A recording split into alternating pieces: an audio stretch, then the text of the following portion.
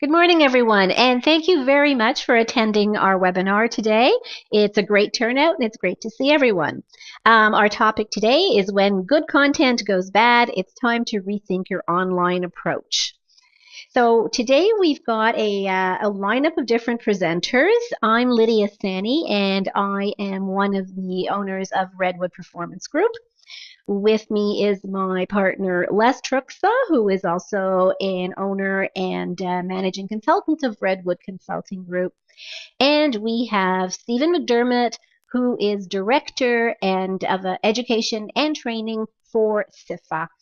So very happy to have everyone here on board today, and we'll get started. So in terms of our objectives for today, we want to always make sure we hit our objectives, we're going to look at the role of instructors in online learning. We're also going to look at when you should consider changing your approach from replace to integrate. Big difference, and we're going to look at that. We're going to introduce the whole See, Think, Learn, Do model. Actually, See, Think, Learn, Do was Redwood's tagline for many years, and we've developed a model around it, so Les will walk you through that. And we're looking at how we transform 3 complex Schulich courses into an engaging learning experience. So on that note, we're ready to start, and what I'd like to do is, first of all, get a feel for who's in the room today. So we're going to look at the role of instructors, and I'd like to take you to our first poll, which is, how many of you are experienced instructors? Are you an experienced instructor? So if you could just go to the poll and answer yes or no, that would be great. Thank you. I see that about 50% of you are. So that's neat. That's great. So what is today's instructor? With online learning, blended learning, companies wanting to put more online, where does the instructor fit in? And so what we'd like to look at is really look about the developing and evolving role of instructors in online learning. And we also look at the fact that so much emphasis is putting on removing the instructor, but that's not necessarily always the best approach. So we need to look at that. And sometimes it's really important to put the instructor back into the classroom. When is that right time, and how do you most effectively use that instructor? So in terms of a dose of reality, we know that companies are struggling with trying to stay cost effective, cost competitive. Really, there's a lot of challenges. More and more courses are becoming strictly online, and at the cost of pulling people out, even to do online learning, can be astronomical to an organization. How do we justify having instructors? And I think that's fairly easy to do. And we're going to walk you through that today and show you the benefits of having instructors where they're needed in the right place to really enhance that training and really create something that's cost effective and engaging. So we're going to look at another poll right now. What makes a live webinar effective? And if we can answer that in the chat box, that would be great. When the communication is clear. And interactivity, absolutely. Sound, haha, good one. Effective and good interaction. So yes, in terms of webinars, people don't like just being talked at. They like to have integration, they like to participate, and that's really how any good learning should work. So what I'd like to do now is turn this over to Steve to talk about traditional virtual delivery.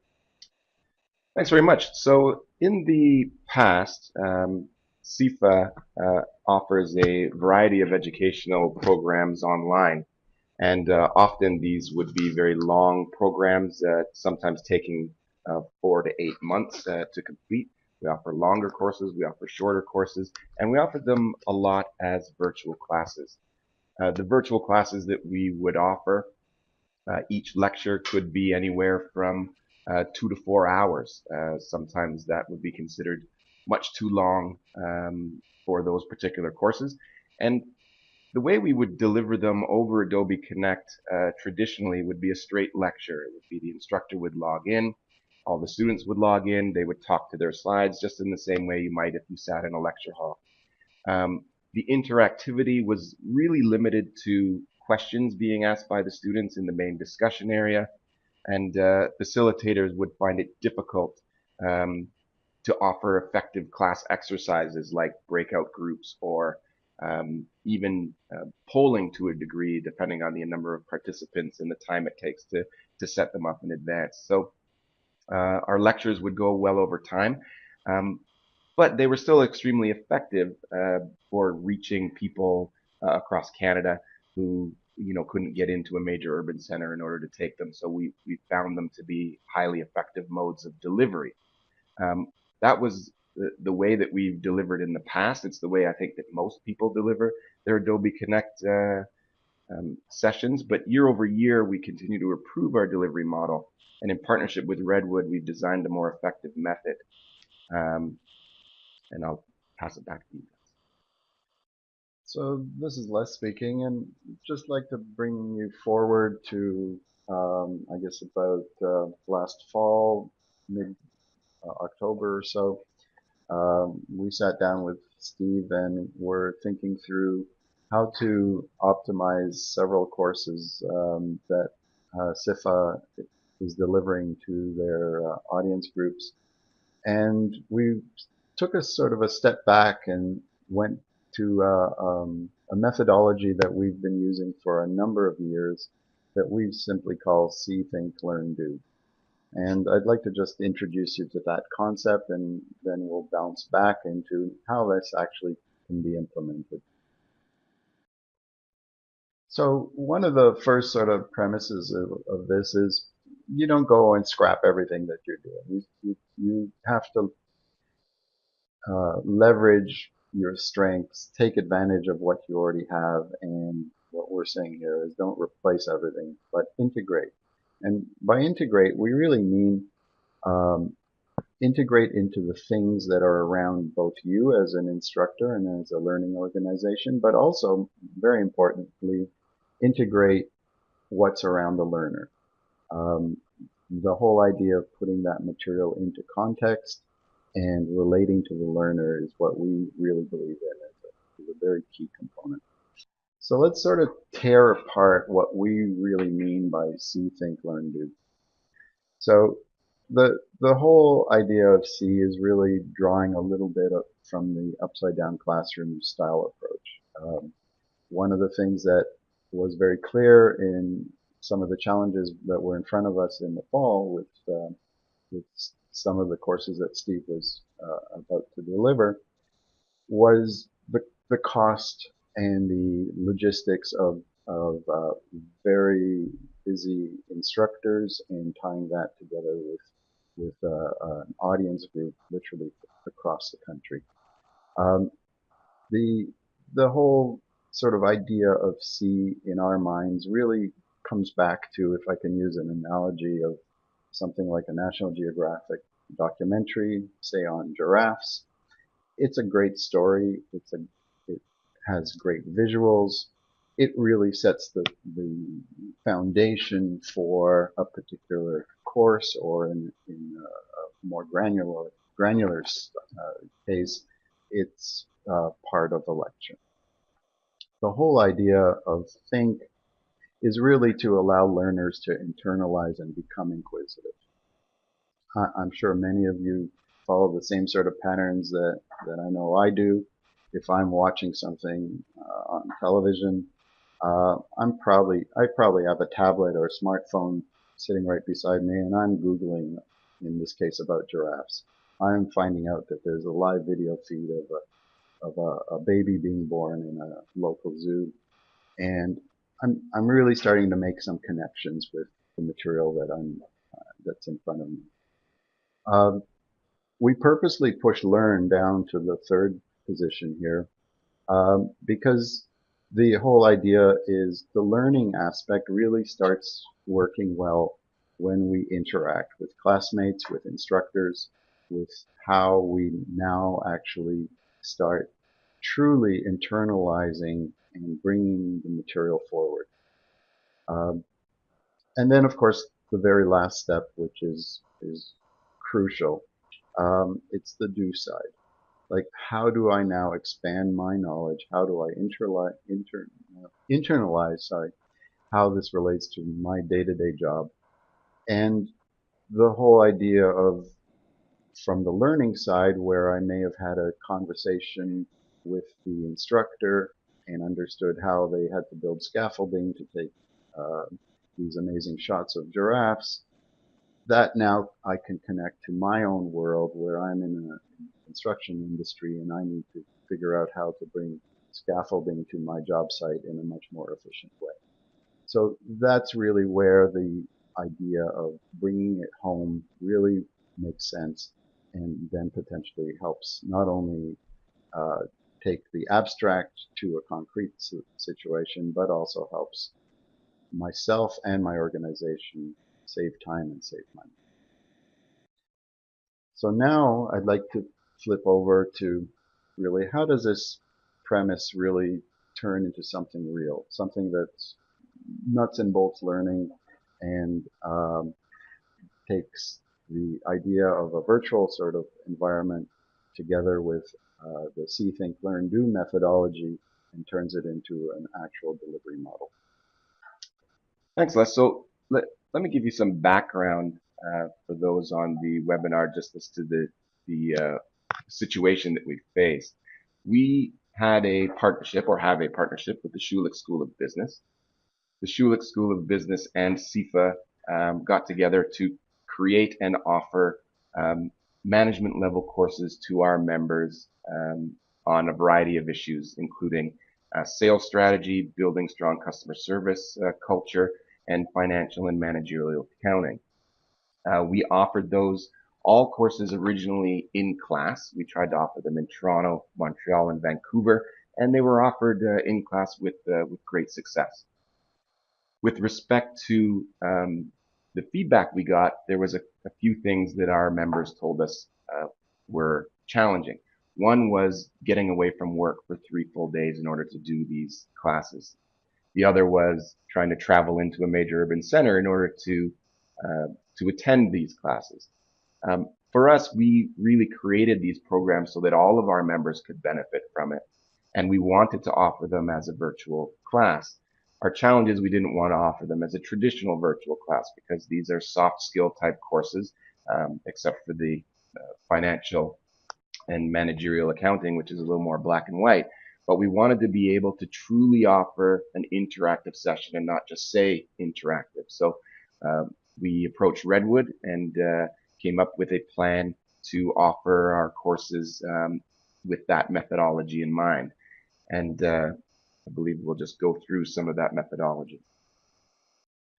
So if I take the financial and managerial accounting for non-financial managers course as an example, we took an intensive 3-day course and turned it into an 8-week program. So the way we've laid it out is we approached the instructors, and we had the instructors record the straight lecture in advance. So leading up to the launch of the course, each instructor would, for example, record 8 one-hour lectures on the topic of the day. They would record it in Adobe Connect. The Adobe Connect would save it in the cloud platform of Adobe, and then we would host that on our learning management system. Students every week would go in, and we would release one of the recorded lectures for the students to observe, and then they would pose any questions that they might have moving forward. So you can see on the screen here, for example, Saturday we would unlock a student and start with the recorded lecture. On the Wednesday, they would hand in any assignments to CIFFA directly, and we would communicate with the instructor. And then on the Thursday of every week, the instructor would facilitate and conduct a live webinar.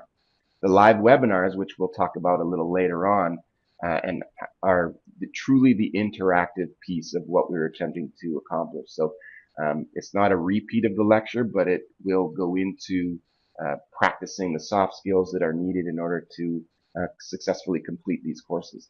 And then Friday, we released the next lecture, and then next week it would start all over again, and we would do that for 8 weeks. So I want to talk a little bit about the recorded lectures and how to successfully do them. A lot of prep went into how to get our instructors on board with doing this new methodology. First is really scheduling time well in advance of the launch of your course and getting the instructors to buy into the concept that they're going to be recording their lectures that they normally would get class interaction with and having to do it. It feels a bit strange at first because they're talking to essentially an empty room, or they're talking to themselves in a mirror in their basement, or whatever it is that they need to do in order to record the lectures successfully. So what the recorded lectures allow them to do, though, is to have an increased focus on the delivery of the content. So they really get down to the core elements that they want to convey with no distractions from student questions or going off track. They do have the ability to pause during it, and then the recorded lectures can be edited later. But I will say that the editing function of the Adobe Connect is actually quite limited. Tanya is asking if the lectures were audio only. No, so that's a good question. The lectures were actually, and I'll show you a screenshot of what our recorded lectures look like later, but they are essentially recorded in audio and visual. So you have all the slides, as well as you have any notes that the instructor wanted to convey for next week's lecture, and a picture. You could even potentially record the instructor on video doing the exact same thing, but we didn't do that for sheer size of each file and hosting them on the LMS platform. So thanks, that's a good question though. So yes, the recorded lectures allow for a strict adherence to time. They can practice it and they can actually get that lecture perfect, which when you're doing it in a live environment, you're not going to get it as perfect as you will if you have the ability to stop and start over and do it as many times as you like until it's done really well. They come out as very professional and organized, and they're reusable and entirely hosted on our Vibe LMS from Redwood. And Candice is asking if there was support for each of your instructors to ensure that the audio or mic were set up correctly. It's a great question, and we're jumping ahead a little bit there as well, but I may as well answer it now. So one of the things we have done is we have trained someone to be a producer. And that producer becomes essentially an expert at Adobe Connect. And we did a lot of planning in advance of that. And then we would hold a recorded lecture, train the trainer with the instructor to teach them everything they need to do in order to be successful in their recorded lectures. And then we did the exact same thing with the live sessions, where we would go through the live sessions fully. And we'll talk about those a little later. On the screen here is a screenshot and actual depiction of what the student would see in their recorded sessions. You can see that this is just the title page of it, but down the right hand side might be any instructions that they need in order to complete this course. So where in their workbook should they be following along? Which attachment of Excel file should they be using during this?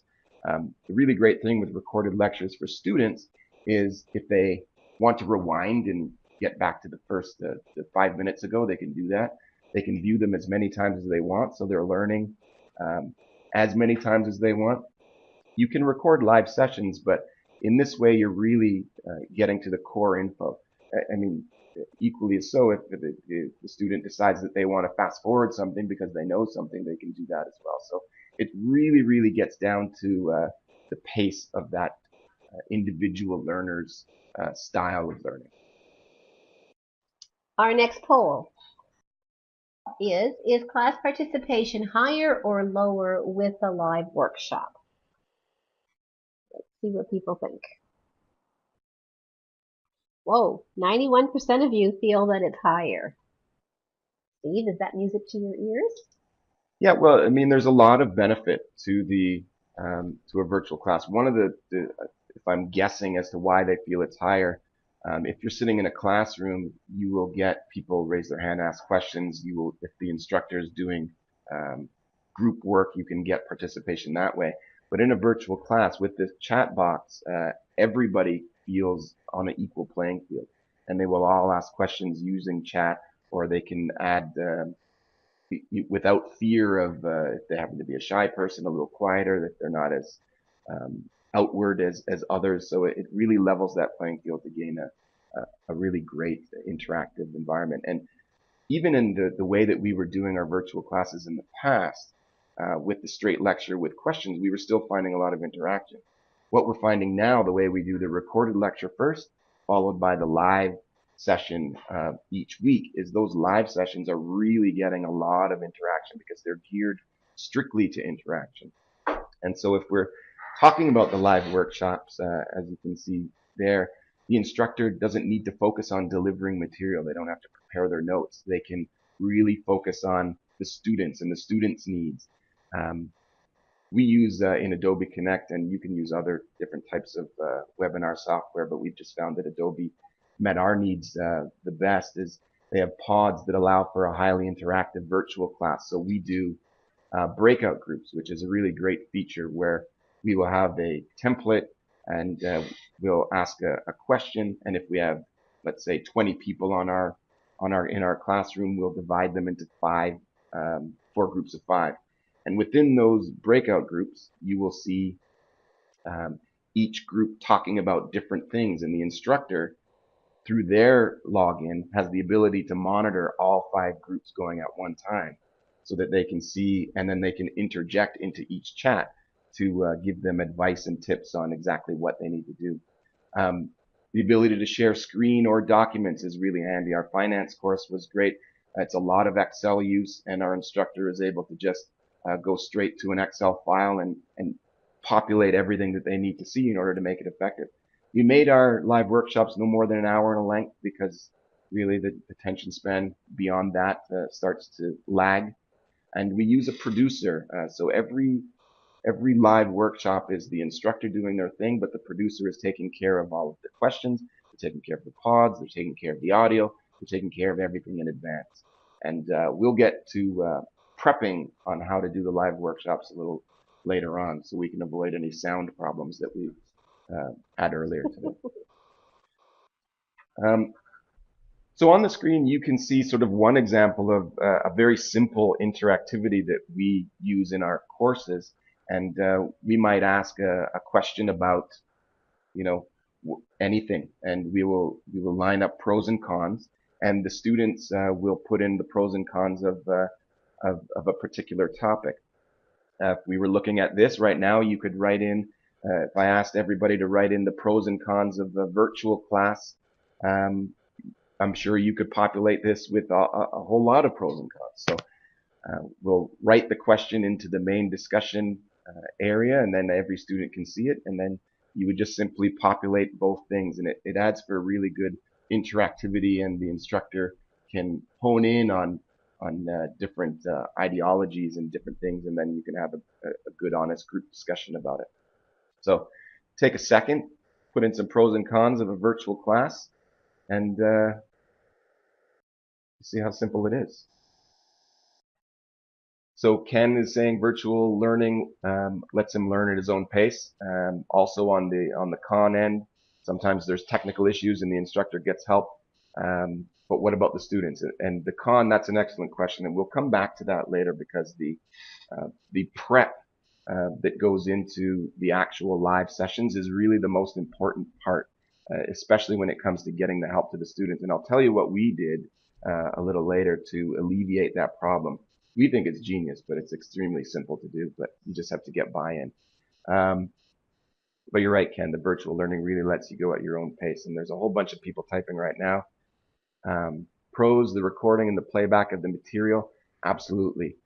For a student to be able to open it and access it whenever they want, from wherever they want, is really great. The cool thing about Adobe Connect as well is that it has an app on both platforms, the phone, iPhone and Android. I've used it. It doesn't have the full abilities as the PC version, but you can take it when you're on the train, look at it when you're on the bus.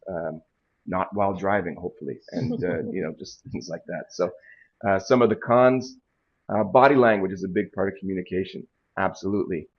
One of the things that our instructors tell us after they do the recordings and even after they do the live workshops is it forces them to deliver to the core delivery principles. So they don't miss the objectives. They don't miss their timing. They don't miss the elements of delivery. And when it comes to face-to-face delivery, it actually ends up helping them become better instructors in the long run.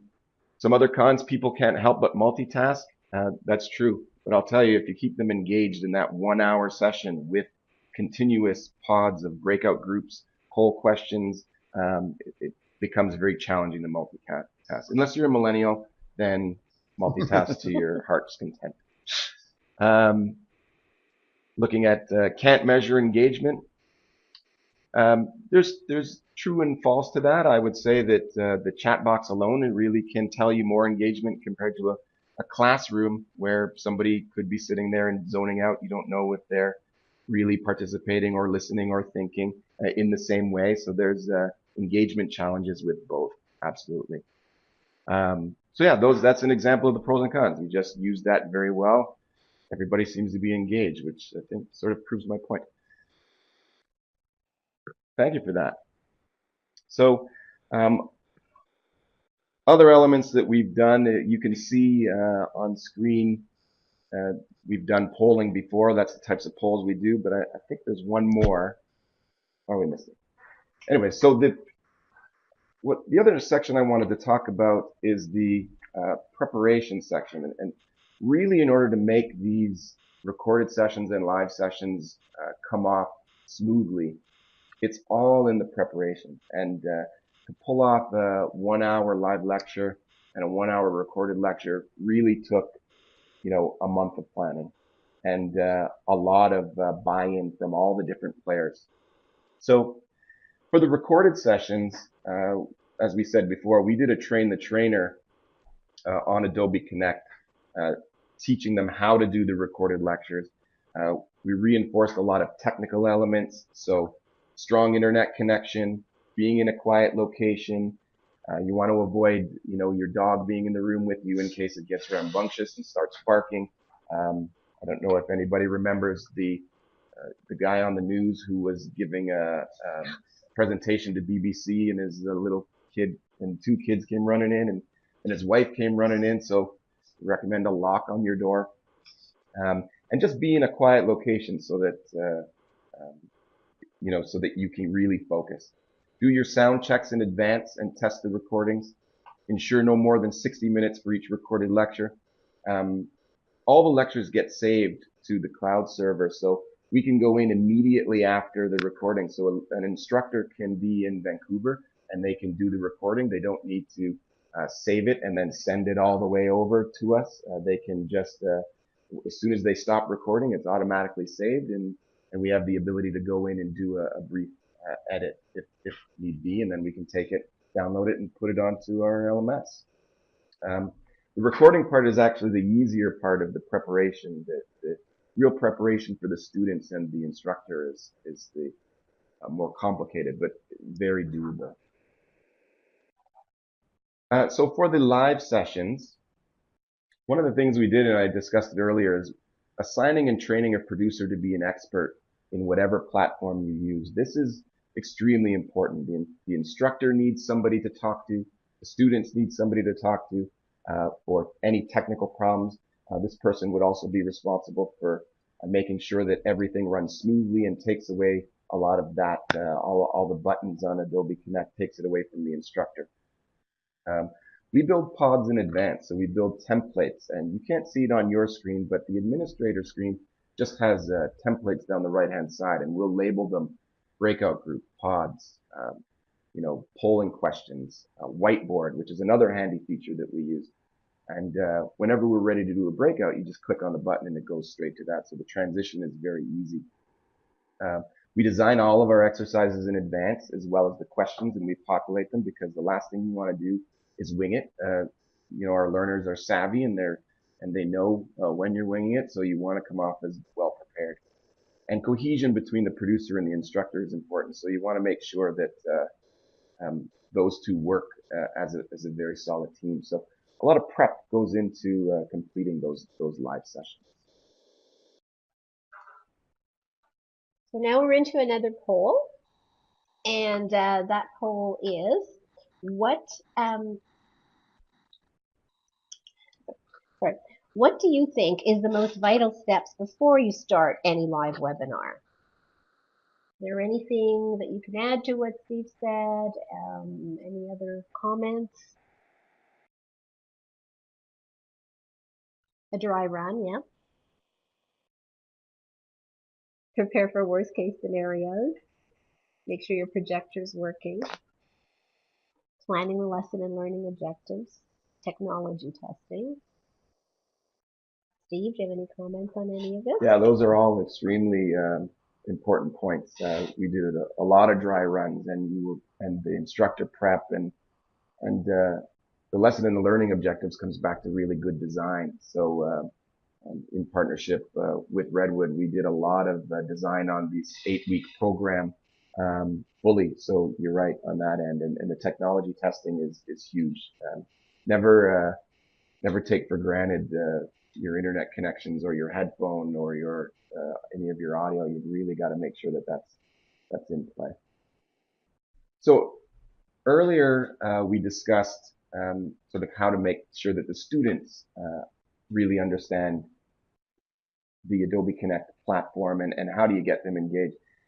To me, this was the most important step, and what we did prior to our 8-week course is we invited all of the students to come for a 20-minute virtual class tutorial. We provided them with the link that they would use every week. We provided them with all of the instructions that they needed to do. And we got the kinks out of the way 1 week in advance. So students that were logging in earlier today, some people couldn't hear, perhaps because the mute button was engaged, or maybe sometimes we found that if you're using a headset, if you don't plug the headset in before the Adobe Connect software opens, it doesn't work as effectively. So we made sure that everyone logged in, and we got all the kinks out of the way in that tutorial of the tool. We showed everyone how to use it, and then we did our sound checks and logins. And so when it was time to really get to that point where they were logging in to do the work, they were ready to go, and they understood exactly what it was, and there was no guesswork. And this was a huge step just to making it flow very, very well. Because we record our live sessions as well, and the last thing you want to do is record the first 5 minutes of people asking questions as to why they can't hear or how come they can't get in, or different things like that. So it's a really great step. In sessions like this, when you're just doing a 1-hour webinar, you can't get people to log in for 20 minutes prior to the session. So but when you're hosting an 8-week course, you can definitely do that.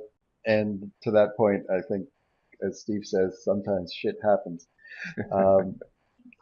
Cassie brings up an interesting point about, is there an issue around kind of a fake or forced sort of feel? And I guess the interesting thing about your comment there is it really related to the medium? Is that really, as Steve was saying earlier, is it really more to do with how well the content is presented? Is the content presented at the right level for the audience group, for the students? And are the students really engaged? Because I think we've all experienced that sort of fake or forced sort of feel, both sitting in lecture halls and also sitting in sessions that are virtual. It'd be great to get other people's opinions on that as well. Yeah, the one thing in our classes we found, because 2 of our Schulich courses are soft skills, they're sales and client services, and these are 2 topics for our members anyways that are very passionate. So there's not much to contrive. We try to stimulate the conversation based on the recorded lecture from the week prior, but what we end up getting is very open and honest discussion from business leaders about how they would like to change their business from a client service or sales perspective or improve it.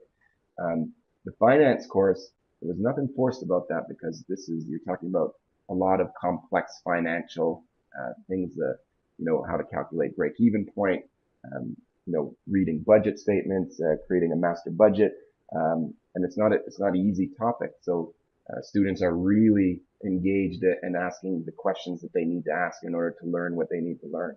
So to Les's point, it does depend on the topic that you are choosing, and it depends on the design. Again, it all comes back to really great design. Great.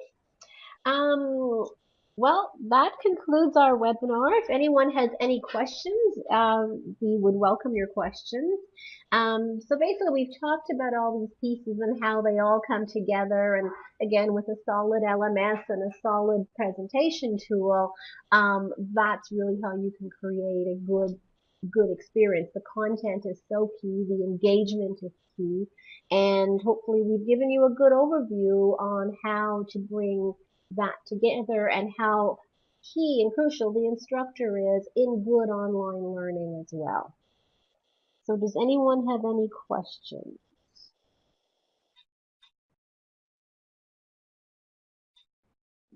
People typing, which is good. And we do want to thank you for your time. If you're interested in a recording of the session, let us know and we will send you one. So Steve, how do you pre-qualify learners? Can you sort of give me a little more information on what you mean by pre-qualify?